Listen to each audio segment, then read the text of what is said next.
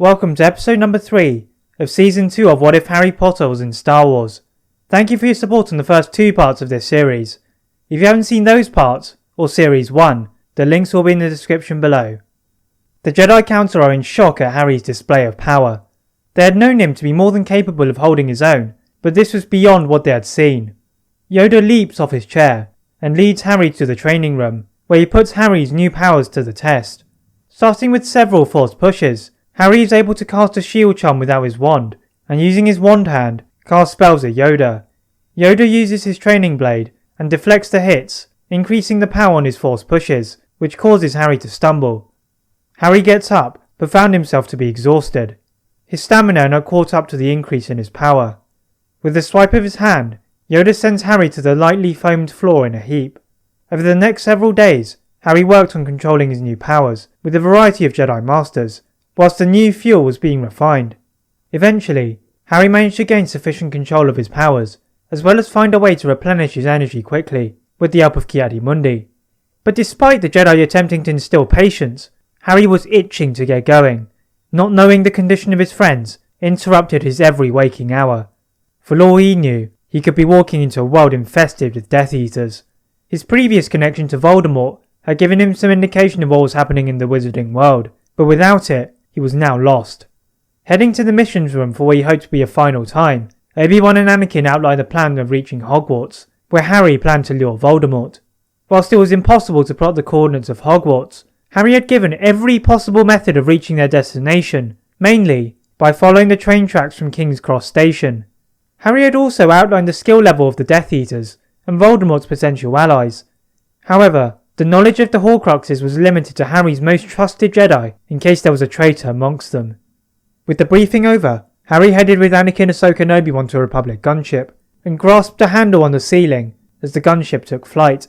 The side doors closed with a hiss, leaving the Jedi alone with several clone troopers.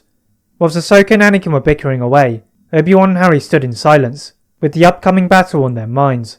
Moving upwards into the atmosphere, Harry peers out of the window and sees an enormous ship awaiting their arrival.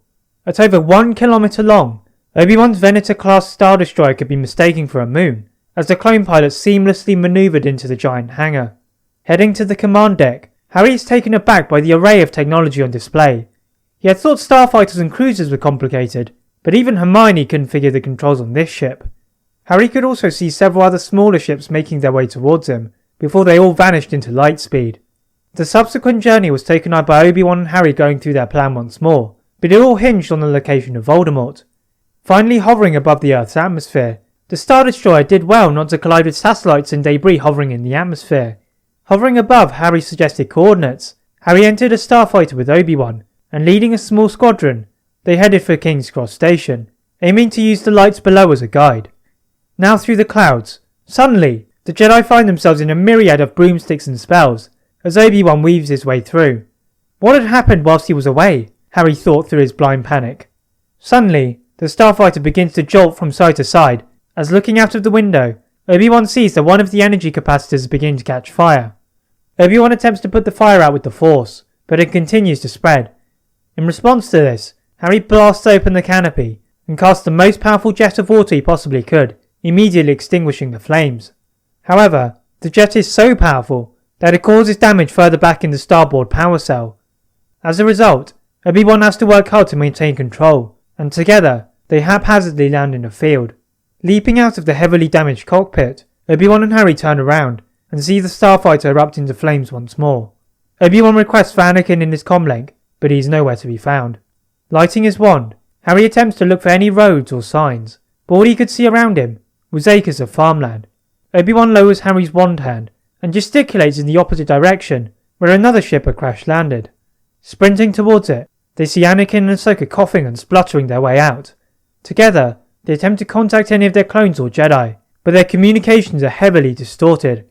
Anakin and Obi-Wan begin to argue over which way to go, but Ahsoka points out a distant light. Making their way towards it, they think that it's a beacon of some sort. Perhaps one of the clones has sent out a distress signal. Moving closer, Harry suddenly stops. This was not a beacon, but the Dark Mark. That is it for episode 2 of season 2 of What If Harry Potter Was in Star Wars. If you'd like to see part 4, please like this video, and if you're new to this channel, subscribe for more what ifs, and as always, leave a comment on what if you'd like to see next. Thank you very much for watching, and see you next time.